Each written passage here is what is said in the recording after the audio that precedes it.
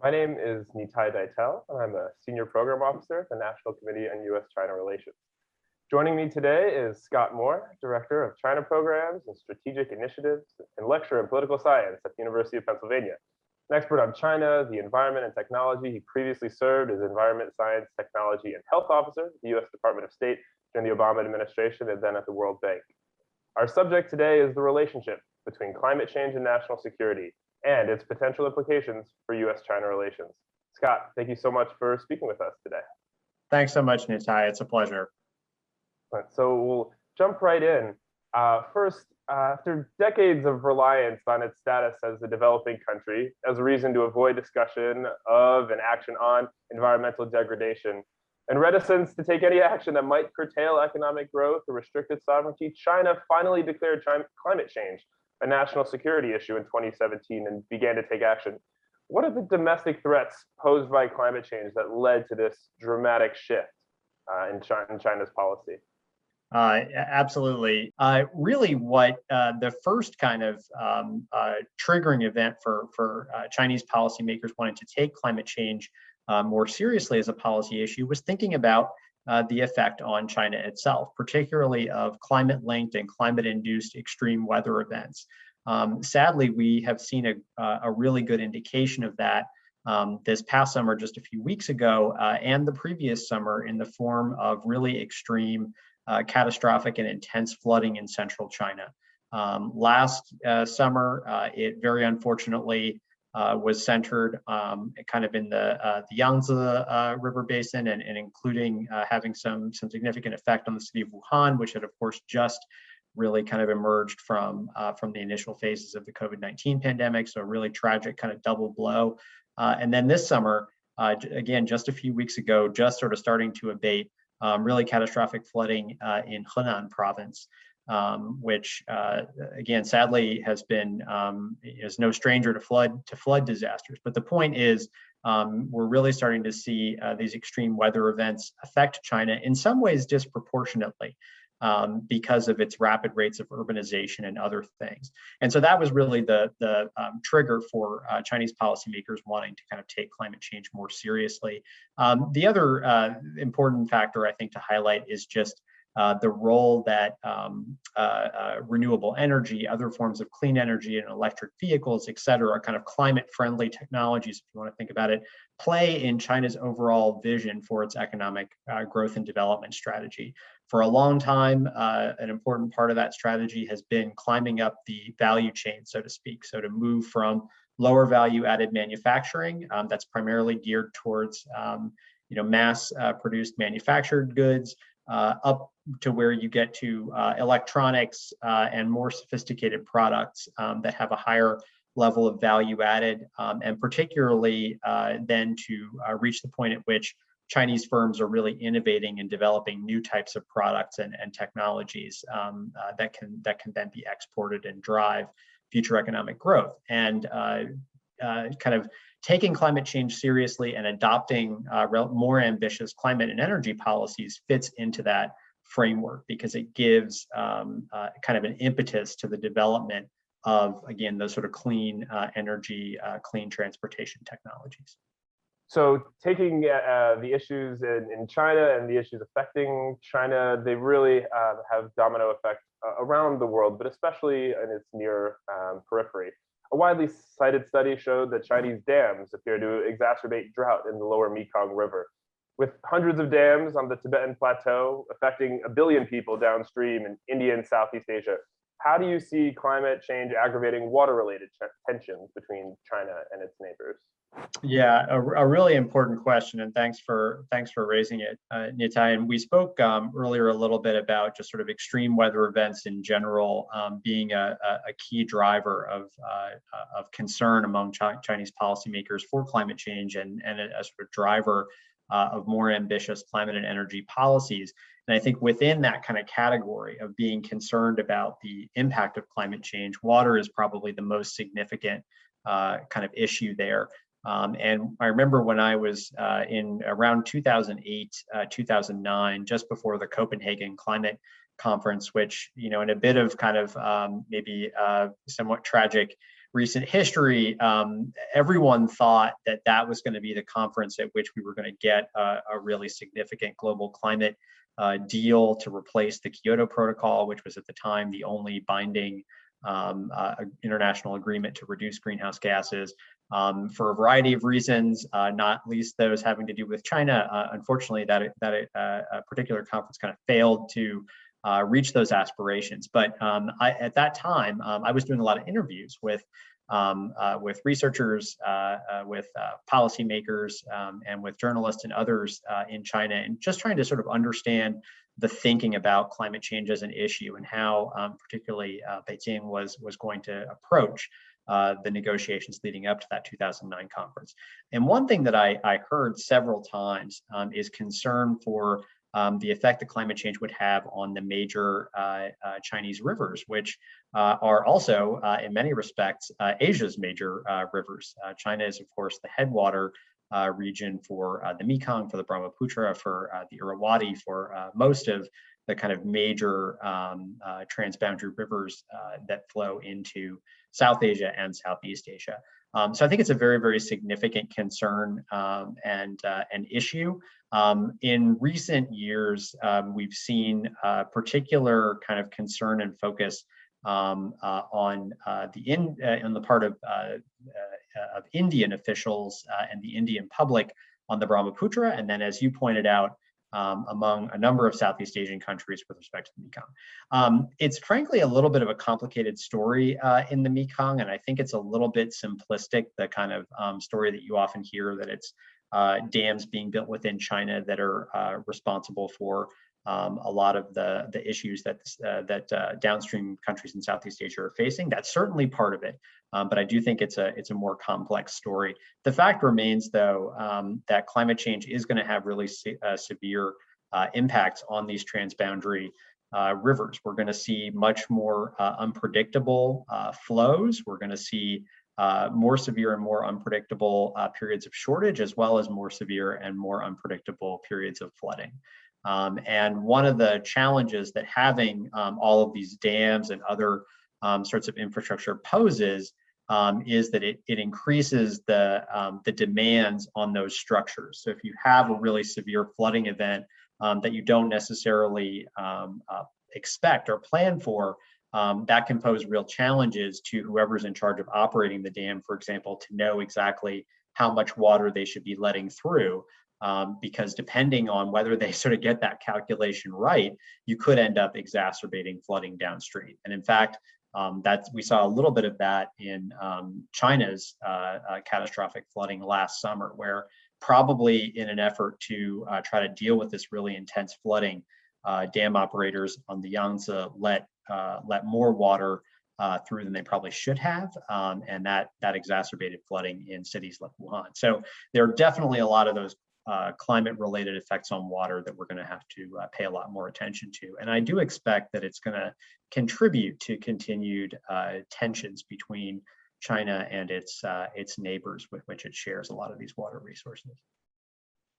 So building on this discussion of infrastructure, we have, segueing slightly, China's Belt and Road Initiative has been expanding, and many of investments, whether it's dam building or a variety of kind of energy-related projects across the BRI expand while climate-related stressors intensify. How do you see climate change affecting the success of the BRI?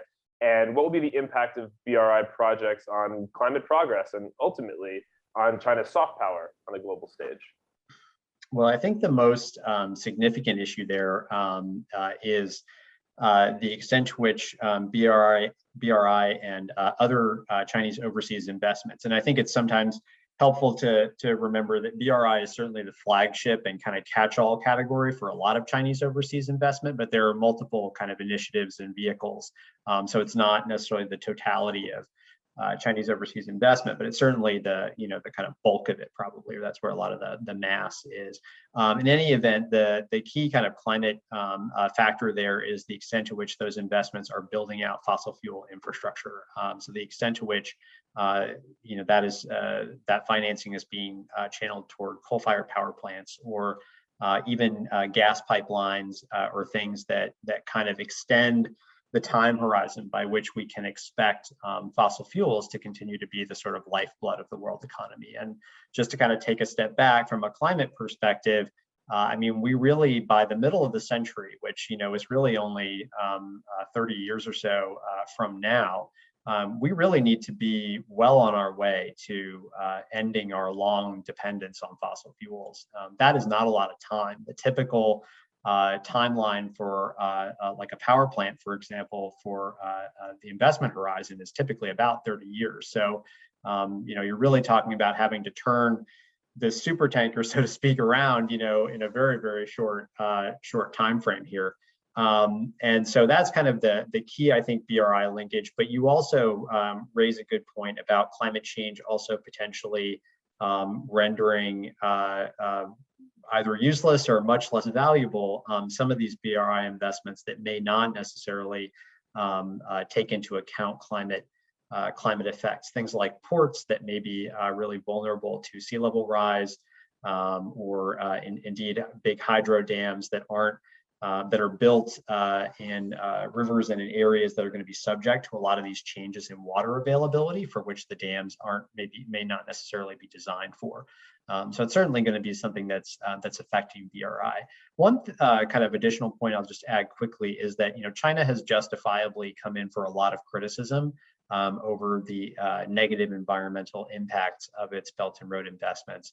We are starting to hear and see signs and signals that there is some willingness on the part of Beijing and the Chinese authorities to implement better environmental standards and protocols to try to make those investments a little bit more climate friendly, a little bit more resilient in the face of climate change. But so far that it's mostly just kind of talk rather than action. But I'm hopeful that we'll see more action on that front as well. We certainly need it.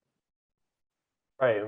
Speaking of talk versus action, we have heard a lot lately of China's verbal commitments to addressing climate change and its human causes. And while there is shifting on I saw a plant in Zimbabwe, a coal-fired power plant was, the plans were scrapped because of the potential environmental impact.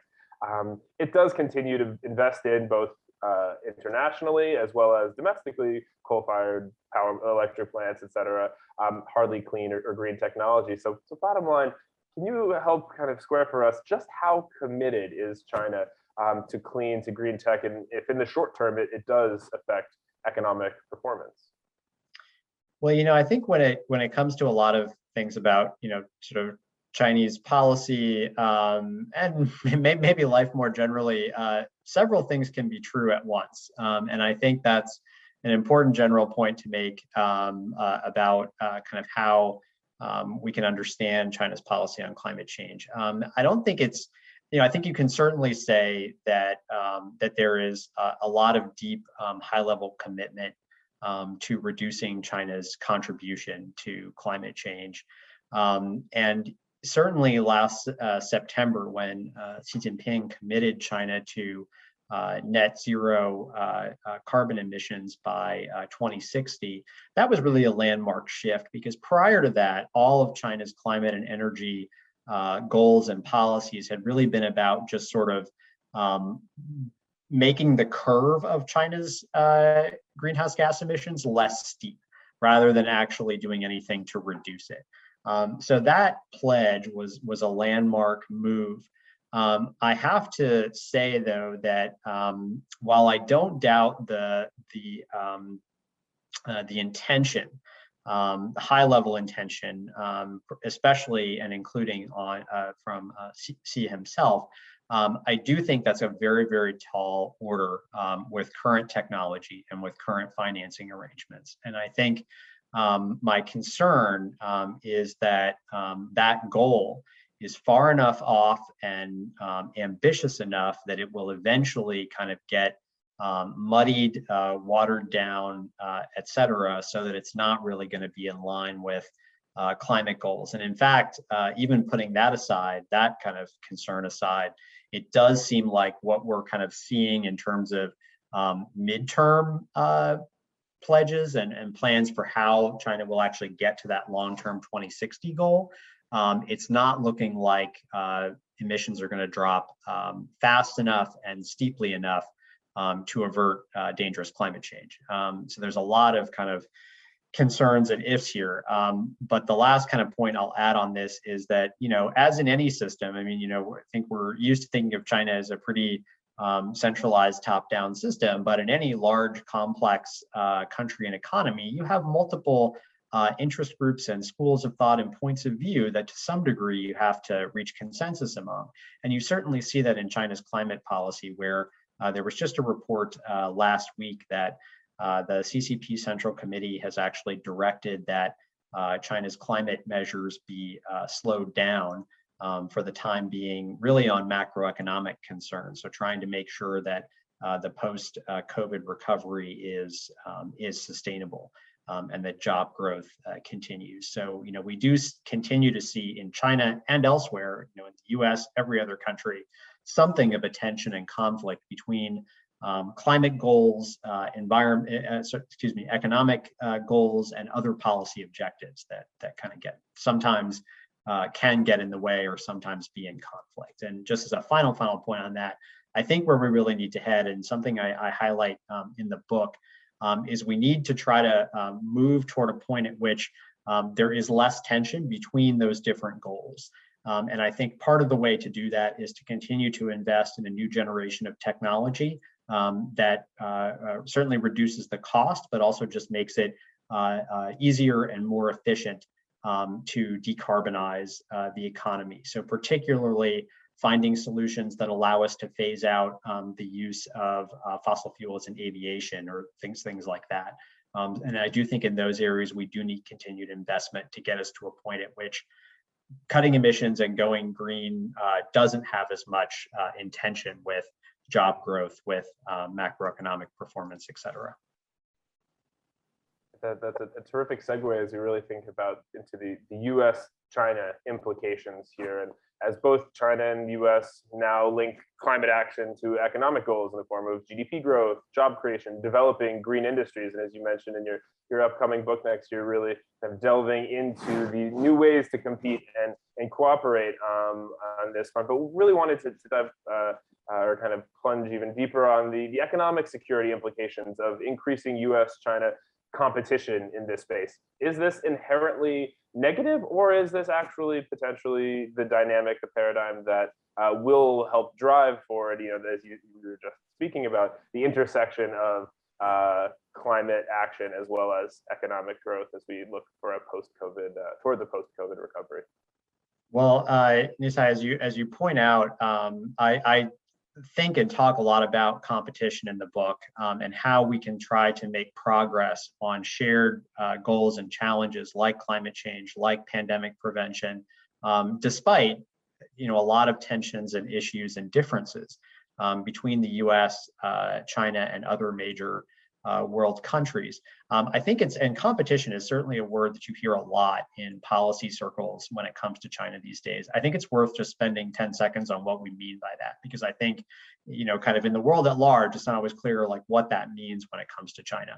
And I think basically you can think of it as a middle state between outright cooperation, where we're talking about broadly positive, kind of friendly relationships, and we're doing things together on the expectation of mutual gain.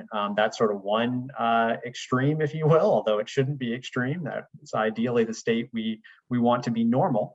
But then on the other hand, you have conflict, which is actual kind of antagonism and really kind of an attempt or a frame of mind in which you're really trying to make the other side lose. So it's not just about thinking about how can we both gain, it's actually about how can I make the other side lose. Competition is sort of somewhere in between. We're not friends, but we're not enemies. And it's sort of trying to say kind of a little bit more pragmatically, how can we move forward on some issues where our interests align while recognizing that we're going to have very serious differences and tensions on other issues. And I do think that is unfortunately the state that we're going to be in terms of certainly US-China relations. I think China's relations with a lot of other countries too, for the near term at least. And I think that's kind of the mode of thinking that we have to adopt. How can we sort of make progress under these circumstances? Now, when it comes to climate change in particular, I actually think there's less tension between that kind of competitive strategy and advancing on climate than some people might first assume. I mean, you very often hear the kind of phrase, well, we need to cooperate with China on climate. And to a certain degree, that's undoubtedly true. I mean, we need China to show up at international climate meetings and, be part of international agreements. But I would make two kind of points. And I say this as somebody who was at the State Department in the year leading up to the Paris Agreement, was there as part of the US delegation. And, take very seriously value the role that these international climate agreements have to play. But I would make two kind of points in that. One, both China and the US have already made pretty ambitious domestic climate commitments. I mean, as I said, there are questions and concerns about China's in particular, but these commitments have been made. I think the key thing now is to ensure that countries live up, that the US and China live up to those ambitious commitments and prod other countries to do the same. And so I'm not sure that is really a goal where you need, frankly, a whole lot of cooperation. In fact, I think it's an area in which diplomatic and public diplomacy pressure can play a role in trying to make sure that Beijing does live up to the climate commitments that it's made. And in fact, I think you've seen the Biden administration move a little bit towards this. John Kerry gave a speech last week in London in which he publicly said essentially that China's commitments aren't ambitious enough. That's a little bit of an unusual diplomatic strategy, especially coming as close as it did to the Glasgow Climate Conference coming up in December. But I think it indicates kind of some realization of this fact that really, I think we've kind of moved past the phase at which we need a lot of talking and mutual dialogue, and it's kind of now more, kind of show me the money, and sort of put talk into action. The other point I would make, which I touched on before, is just I really do think we need a lot of investment in the next generation of clean technology. And I think it's a scenario in which competition can actually help. If we can stimulate a race to the top among governments and countries of all kinds to try to be the first ones to develop this new generation of clean technology that's going to help us meet our climate goals, great. Let the best, most innovative country win the rewards of being able to power the future. Excellent. As we think about the topic of today's topic, the national security implications of climate change, most folks, their initial thought will go to the military component when we talk about national security. And military leaders in both countries have long seen climate change as a national security issue. What are the potential military-related implications of climate change in a period of increasing strategic competition between the United States and China? It's definitely something that, as you point out, military leaders have been thinking a lot about for some time. I think when it comes specifically to, and I should also point out that really just in the last few months since the Biden administration has taken office, we've seen a real shift in terms of the level of prioritization that climate change has received as a security issue. I would say it's always been up there. But the shift since the Biden administration took office is that it's really become the central issue in national security. And you see that, for example, there was a NATO summit a few months ago where the alliance specifically said that they would take climate change into account in all of its military planning, as well as actually consider moving toward decarbonization of military forces, which from an emissions perspective is actually not trivial, both because the sheer size of militaries like the US military or the Chinese military, you actually are talking about a significant amount of emissions associated with that, but also because, as you might imagine, there aren't many tanks or fighter jets that are built with fuel efficiency in mind. That's generally not one of the top considerations. So if we can sort of take this whole class of equipment and actually start to incorporate some climate sensitivity into it, that would actually potentially be significant. One kind of thing that I think is a little bit the flip side of your question, but I do think is important when it comes to China and thinking about military issues and relations, that centrality that the Biden administration has attempted to give to climate change in national security and international security, I think will persist and strengthen unless we see a move toward a serious confrontation with China, most likely over Taiwan, which is to say, I think in some ways, the only major international or national security issue that I could see sort of threatening the centrality of climate change would be a crisis or confrontation over Taiwan. And so I think we just in thinking about the China dimension, that is, I think, a bit of a wild card and a bit of a risk factor when it comes not just to the idea of cooperating or coordinating with China on climate change, but just more generally this effort to mainstream climate as the main kind of issue in international and national security. Few other just kind of quicker points to note. There is certainly a nexus with energy security.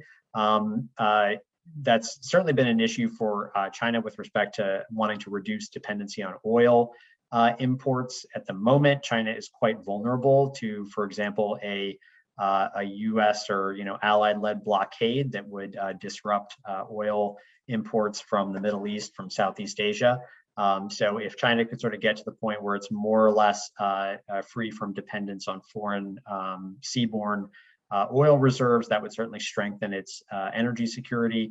On the flip side, Japan, major U.S. ally, is entirely dependent on seaborne oil imports. So to the extent that it can free itself from that dependency, it would also strengthen its kind of strategic position with respect to China, North Korea, or other potential security threats.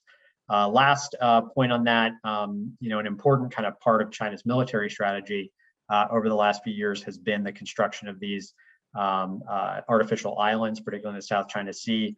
Those are very vulnerable, amongst other things, to sea level rise. And several of them do feature seawalls and other kind of defenses. But I think it's worth kind of keeping in mind in a future conflict the extent to which those could be very vulnerable from a natural disaster as well as potentially a military attack. And same goes, of course, for small Pacific islands that could potentially be used as air bases or other things in a conflict.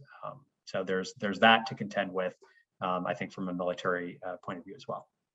As the most consequential global issue of our time, climate leadership is important to both Beijing and Washington in the competition for governance legitimacy. As we've mentioned multiple times over the course of our conversation, you have an upcoming book that really delves into the shared challenges of climate change, public health, and emerging technologies, and this balance, this paradigm between competition and cooperation. What do you hope are the most significant takeaways of your research, and how you think US and perhaps Chinese policymakers should both be thinking about these takeaways as they think about formulating the policy and making those decisions that will have such an impact on our shared future?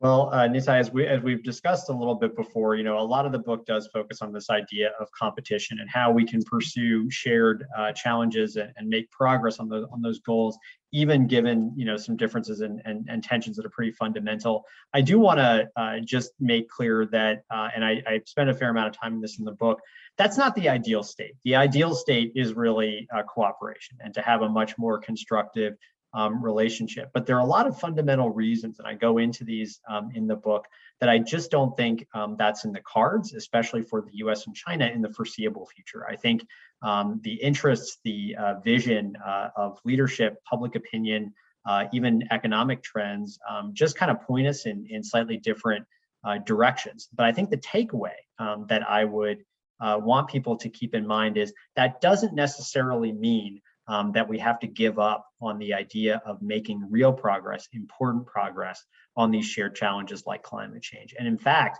particularly when it comes to climate, there are good ways that we can strengthen US national security. We can make the reforms and investments that we need to continue to maintain an edge technologically in terms of innovation over China, and at the same time to help develop the technologies that we need to solve the climate crisis. These things are not entirely mutually exclusive, and to pursue one is not necessarily to the exclusion of the other. And I would just, if I had my, my 5 minutes in an elevator with the president or with a cabinet official, I would say, please read my book. I have a number of things that are in there that are really win-wins that can advance US national security and foreign policy priorities while also advancing climate action and helping us address these shared challenges.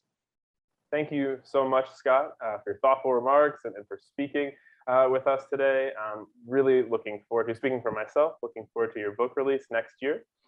We hope everyone who tuned in enjoyed the program, found it informative, and that folks will return for future National Committee programs. Thanks again, everyone. Take care and have a great rest of your day. Thanks so much.